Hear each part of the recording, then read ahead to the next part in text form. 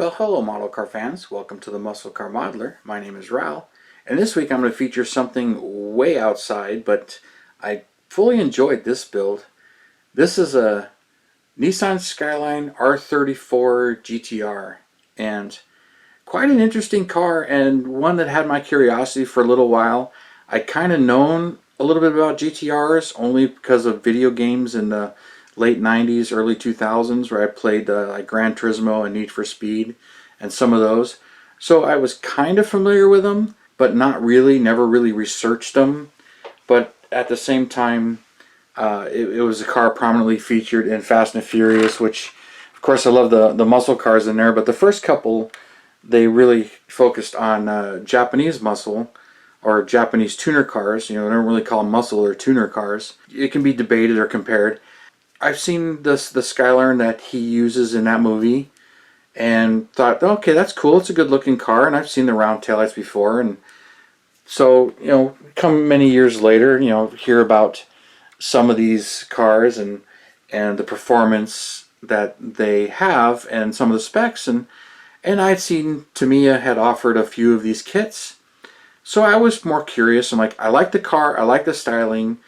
I don't technically like the styling that they used in some of the Fast and Furious movies, mainly Brian's his silver and blue one. I thought it was cool, the racing scenes and everything. I wanted to know a little bit more, so me being curious on, you know, what there is, and I really want to know more about this specific body style. This is the 5th generation of the GTR. It's got a long history. It's also the last of them that used the Skyline name, so they were Skyline GTRs. After that, they dropped the Skyline part. But this 5th generation was produced from 1999 to 2002. So it was a short-lived offering. And then there's a hierarchy of them. There's actually a number of different models. There's your basic GTR, which is somewhat rare.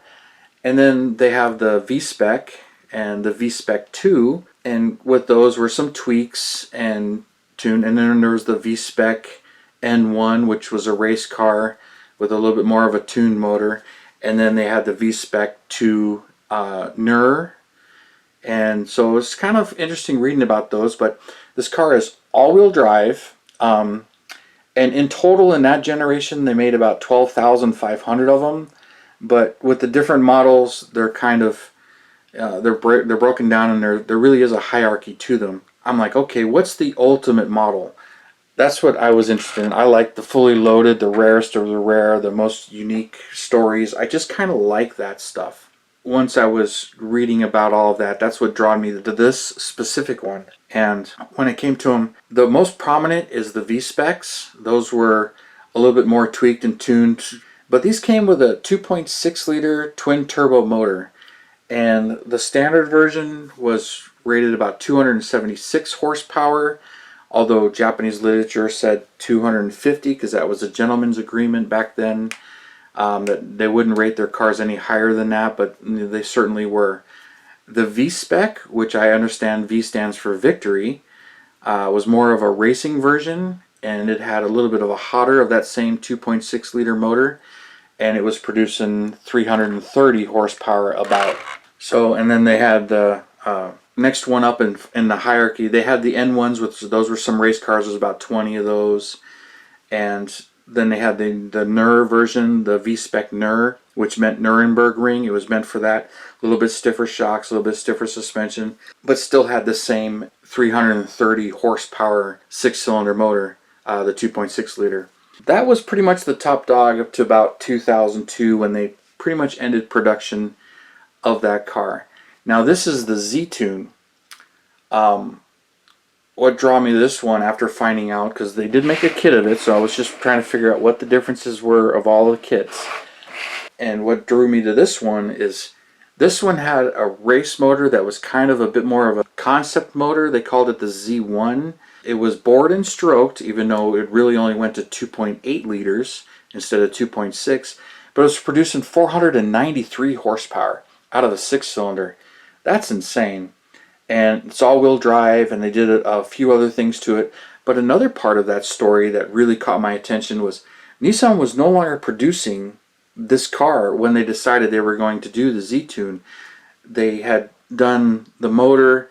They wanted to produce the car, but the concept was built in 2003, but the car into production in 2002, so they went out and searched and bought a used one, and they built the car on that, and they wanted it to be their ultimate. So some people refer to these as the Godzilla, and I'm like, okay, I can kind of understand that looking at those specs and about it. And they only built 19 of these. They initially wanted to build 20 of them, but they built 19 of them, and that includes 2 concept cars. And the part of it that was interesting was they're numbers matching, but they're not numbers matching, because they built the motors and they swapped the motors out. They went and tracked down 19 more cars, well, 18 more cars, and they were all used, and they made sure they had under 29,000 kilometers on them, about 18,000 miles. So Nissan went out and searched for more V-Spec 2s and purchased them, and they completely tore them apart and redid the entire car. Added spot welds, swapped the motors out, and what's interesting is most of them, they're 2006 and 2007 cars as far as the VINs, but they don't really count in the production because they took already produced models and redid them. Now when they did them, they completely stripped them and they picked a unique silver, and they painted virtually all of them silver with one exception. There was one car where a gentleman, he wanted a Z-Tune and he wanted to buy it, and he already had a V-Spec 2 in Midnight Purple 3, which is what this color is. And he begged him to please don't change the color, leave it Midnight Purple 3, which is a very rare flip-flop color, and I'll get into that in a second here.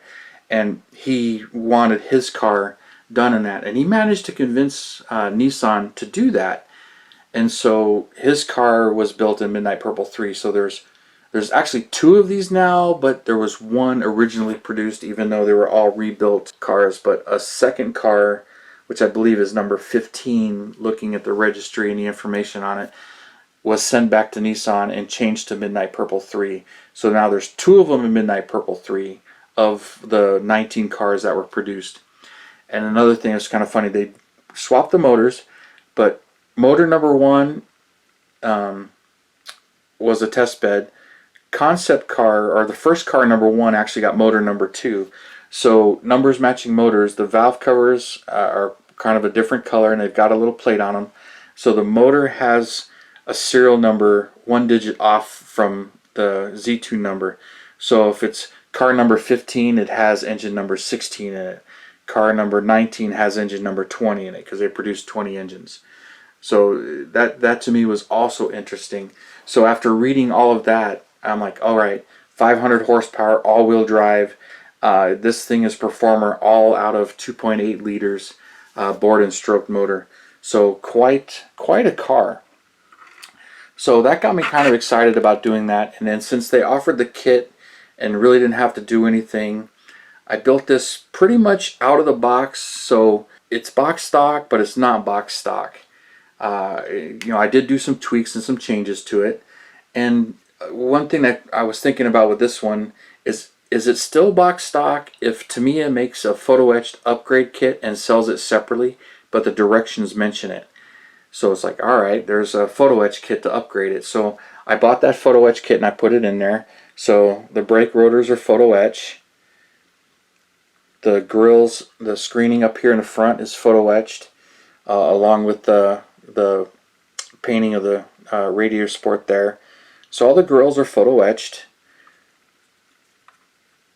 And then there's some other details in there. And then it comes with this exhaust tip. The metal exhaust tip is in the photo etch kit as well. And so I built this mostly out of the box. Now I did do it in Midnight Purple 3. I really like purple. And this one, here's a couple of bottles. I used splash paints, which it really is a splash of paint. You get 30 milliliters. And I messed up the paint job, so I ended up painting this twice. And I had already attached these emblems, the grill emblems, the metal transfers, and I needed another set and some of the decals that were put on the body. So I contacted Tamiya USA, because in the directions it says if you need any parts, contact them, but it's the Japanese section of it. And so I'm like, all right, well, I contacted the US section, and they had recently re-released this kit. I've got a 2006 issue, but they recently re-released this kit, and I let them know, hey, I goofed up my paint job. I need these parts. This part number and this part number in your instructions. Are they available, and can I get them, and how much are they? So even though the pandemic was going on and everything, they said, yes, we'll get them to you. We're a little short-staffed. We don't know how long it'll be. But in 6 weeks, I got them. And then I had ordered another bottle of paint and redid the paint job on it. So, and this paint really isn't cheap. It's $14.99 plus shipping. It's like $23 to my door, and there's 2 bottles of it. So, you know, a couple. But on top of that, I painted it that color. I did add carbon fiber decal to the nose, which is what kind of, that's where I messed up and had to redo, was I messed that up, and I added the carbon fiber to the wing there. It comes with a decal to do that, but I used Scale Motorsports real carbon fiber, which I got right here. This is what I ended up using, Scale Motorsports, and that's the high definition carbon fiber, and there's a little bit of it still left over. So I had used that. And then here's the photo etch parts that are from them, and they tell you the rotors and the floor mats, which I'll show you in a minute, the exhaust pipe, and how to spray through the screens for the coolers. Really happy with this, but I didn't quite glue the body on. The body pretty much snaps on, so I can take this apart to show you a little bit better detail. But first, let me try this, because this paint is awesome. It's a flip-flop paint. I was doing this just to see how it comes out, so you can see it's like blue and purple. But as you change directions, it gets a little bit more purple, and then brown to green. So the color really does flip-flop. And it's amazing in the sunlight, which I can't really duplicate here other than taking it outside, but you can really see the color flip-flop when I do this. So really happy with the color and how it came out. So it's pretty awesome. So change the angle here and see if I can get it to really pop, and then turn it the other way here and do it again. See if I can get you. Really liking this color. So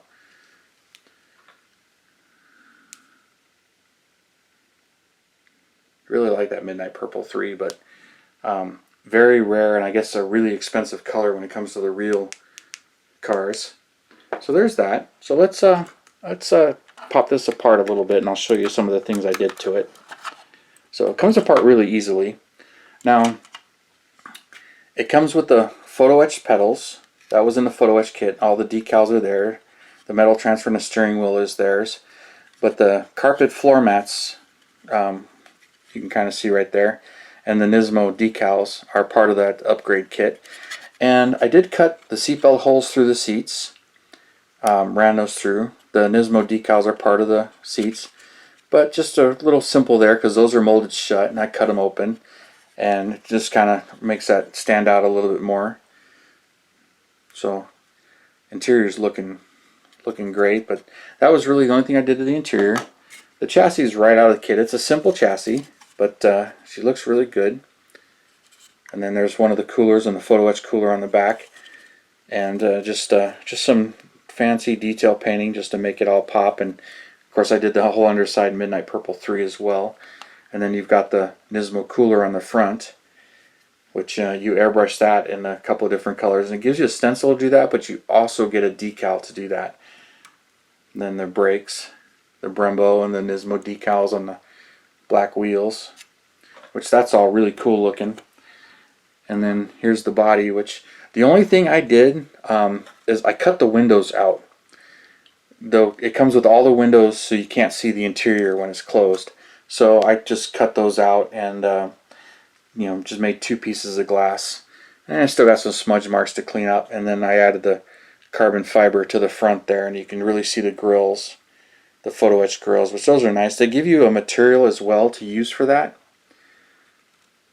But you know, she looks really good, and blacked out the whole inside, and you can see the taillights and stuff. But blacked all that out because you can see some of that when you put it all back together.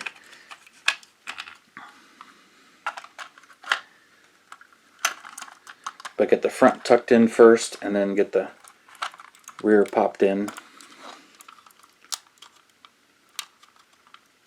There we go. But there she is. So yeah, it's definitely outside of my main interest. I'm not big into Japanese domestic market vehicles. You know, the legend surrounds this one, and then researching and reading it really made it interesting. And I'd seen a few of these done in this color. There are other channels that have done them.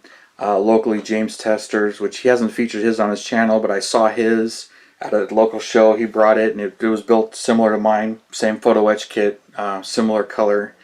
And I saw his, and I'm like, man, I'm planning the same build. So I took some photos of his and checked it out, and it was motivation for me too. But I had already done some of the research and knew that I was going to build this car in this version, and looking them up online. Of the 20 cars, they're pretty much all out there, and it's amazing that they're considered to be worth about $500,000 a car now. So way up there in value too. So definitely a collector's car at this point, especially for the Japanese collectors. Super rare and super interesting story that goes along with it. You know, how many manufacturers buy used up cars and tweak them even further to make the ultimate version and offer just a few. I thought that was really, really cool. Great story. Thank you for tuning in and subscribing, and I hope you like this. This is definitely different and just a beautiful car, and glad I really took my time and checked into this one and got it done. Thank you, and you guys, you have a wonderful weekend, and I'll see you next Saturday.